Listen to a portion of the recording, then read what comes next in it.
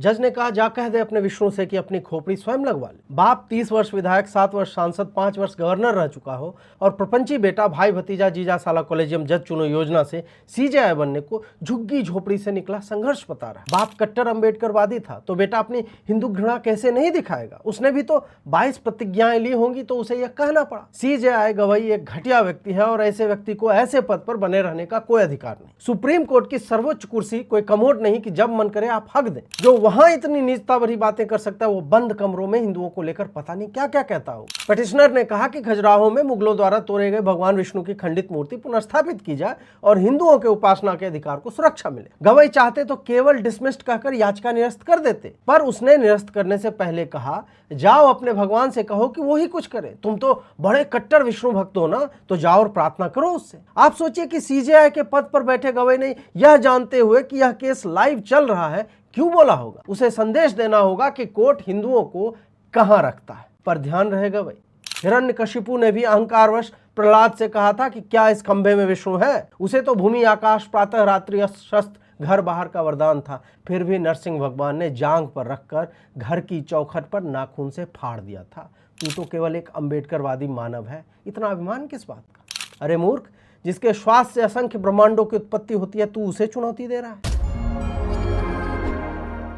যদি বিষ্ণুর উপাসক তাহলে বিষ্ণুকেই বলো যে নিজের কাটা মাথা লাগিয়ে নেবে। এটা আমাদের সুপ্রিম কোর্টের চিফ জাস্টিস অফ ইন্ডিয়ার বয়ান। ভাবুন, 80% সনাতন হিন্দুর দেশে দাঁড়িয়ে একজন আম্বেদকরবাদী বিচারপতি হিন্দু ধর্মের সর্বাপেক্ষা পূজনীয় ভগবানের সম্পর্কে এরকম কটূক্তি করছে, কিন্তু তার এই কটূক্তি ইসলাম বা খ্রিস্টানিটির ব্যাপারে করার কোনো ক্ষমতা নেই। তিনি কখনোই বলতে পারবেন না যে ওয়াকফ সম্পত্তির জন্য আপনি কোর্টের কাছে না গিয়ে আল্লাহর কাছে যান বা যিশুর কাছে যান, কারণ উনি জানেন যে ওনার সার্টানসে জুদা হয়ে যাবে। কিন্তু হিন্দু ধর্ম সম্পর্কে এরকম তার কারণ হলো যে উনি জানেন হিন্দুরা ওনার গলা কাটবেন না, এবং তাছাড়া সুপ্রিম কোর্টের বিচারপতিরা নিজেদেরকে এই দেশের হর্তাকর্তা বিধাতা মনে করে। শুনুন মিস্টার গভাই, আপনি এই দেশের রাজা নন, আপনি এই দেশের আইনের ঊর্ধ্বেও নন, আপনি এই দেশের জনতার ঊর্ধ্বেও নন। হিন্দুদের ধর্মীয় ভাবাবেগে আঘাত হানলে আপনাকেও ক্ষমা চাইতে হবে দেশবাসীর কাছে। আপনি কিন্তু সমালোচনার ঊর্ধ্বে নন। এই দেশের নাগরিক হিসাবে আমরা সুপ্রিম কোর্টের অর্ডার মানতে বাধ্য, কিন্তু আপনাকে সম্মান করতে বাধ্য নই। ভুলে যাবেন না যে শেষবার যখন কেউ বলেছিল যে গিয়ে তোর বিষ্ণুকে বল, বিষ্ণু যখন এসেছিল তার কি অবস্থা হয়েছিল।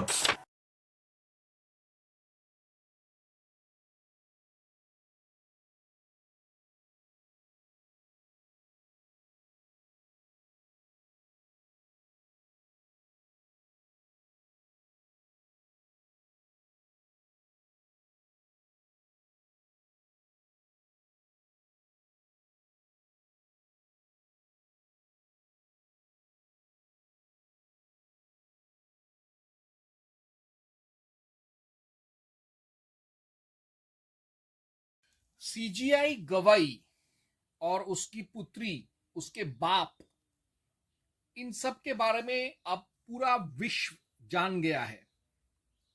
क्यों? क्योंकि उसने एक तरफ आर्कियोलॉजिकल सर्वे ऑफ इंडिया को वह मुस्लिम मस्जिदों और दरगाहों और कब्रों को रक्षा करने के लिए एएसआई को कहता है, वहीं जावेरी मंदिर खजुराहो में खंडित विष्णु मूर्ति को जब बचाने के लिए एक आदमी ने याचिका डाला, तो इस तथाकथित सो कॉल्ड सीजीआई गवाई ने कहा, तुम विष्णु की पूजा करते हो, विष्णु में तुम्हारा भक्ति है, जाओ जाके विष्णु को बोलो अपने मूर्ति, खंडित मूर्ति को ठीक करने के लिए। तो वो क्या लेवल का चैप्टर है वो तो सब जान गए हैं, उसकी बेटी के बारे में भी लोग समझ गए हैं, मैं उस पे मैं नहीं जाऊंगा। यदि आज हम सीजीआई को देख रहे हैं, सीजीआई गवाई को, इसका भविष्यवाणी मनु ने बहुत पहले ही कर दिया था, तो मैं ज्यादा बात नहीं करूंगा। मैं सिर्फ श्लोक संख्या दूंगा, पढ़ूंगा, और समझदार के लिए इशारा ही काफी होता है। तो मैं एक एक करके पढ़ रहा हूं। पहले मनु 12.113,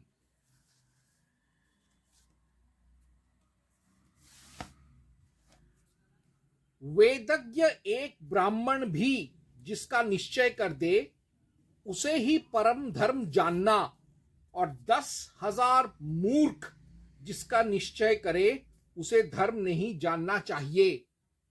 मनु ने कहा है कि अगर 10,000 मूर्ख चूतिए भी अगर एक फैसला देते हैं तो उसको मत मानो, लेकिन जो समझदार और धार्मिक इंसान अगर कोई फैसला देता है, एक आदमी भी अगर फैसला देता है तो उसको ही सर्वोपरि मानो। तो अगर 10,000 चूतिए मिलकर एक फैसला देते हैं, उसको नहीं मानने का प्रावधान है मनुवाद में, तो अगर एक चूतिया अगर ऐसा प्रावधान देता है तो हम उसको क्यों माने। आगे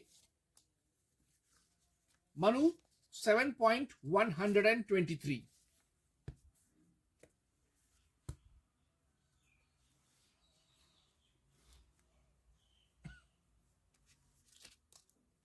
ये माननीय मोदी के लिए है कि सीजीआई जैसे लोगों के लिए मोदी को क्या करना चाहिए। मनु 7.123 रक्षा के लिए नियत किए गए राजा के सेवक बहुधा पराय धन के ग्राहक और ठग होते हैं, इसलिए उनसे प्रजा की रक्षा करनी चाहिए। आई होप समझ में आ रहा है। आगे मनु 11.22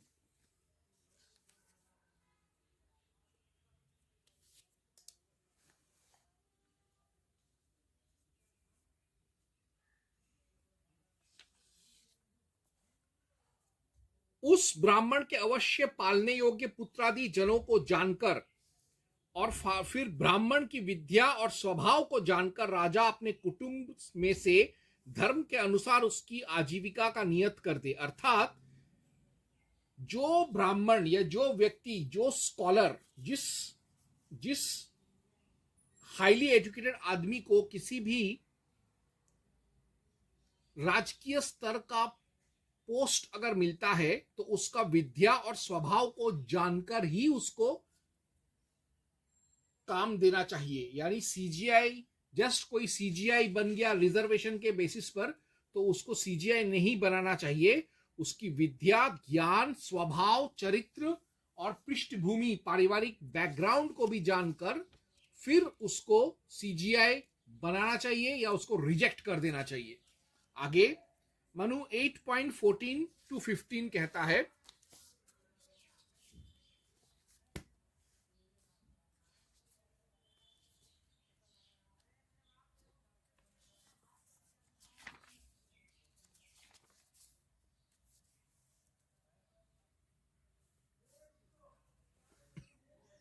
जिस सभा में अधर्म से धर्म का, झूठ से सत्य का नाश होता है, वहां देखने वालों को छोड़ सभासद ही अधर्म से मारे जाते हैं, अधर्म से ही मारे जाते हैं। ये चीज सीजीआई गवाही को ध्यान देना चाहिए। नष्ट हुआ धर्म ही मारता है और रक्षा किया हुआ धर्म ही रक्षा करता है, और इसलिए नष्ट हुआ धर्म कहीं हमको ना मारे, यह विचार कर धर्म का नाश नहीं करना चाहिए। यह चीज सीजीआई गवाही को शायद पता नहीं होगा। और आगे मनु 7.28 to 30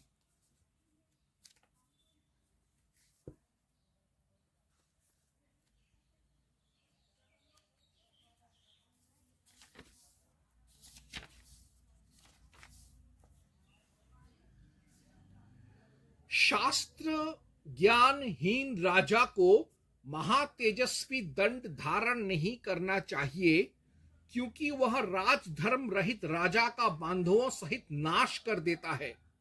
यानी जिसके पास शास्त्र ज्ञान नहीं है, धर्म ज्ञान नहीं है, आस्तिकता नहीं है, जिसका स्वभाव चरित्र इसी वजह से ठीक नहीं है, उसको दंड प्रणाली में हस्तक्षेप करना ही नहीं चाहिए। जो राजा असहाय, मूर्ख, लोभी, शास्त्र ज्ञानहीन तथा भोगों में आसक्त होता है, वह कदापि न्यायपूर्वक दंड विधान नहीं कर सकता। ठीक यही हुआ है सीजीआई गवाही द्वारा।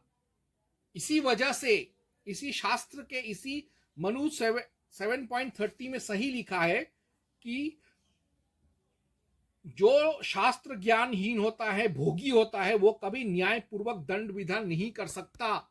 ये 10,000 बिफोर क्राइस्ट में मनु लिख कर गया है, ऐसे ही मनु को नहीं मानते हम। खैर, ये तो हो गया सीजीआई गवाई का कारस्तानी।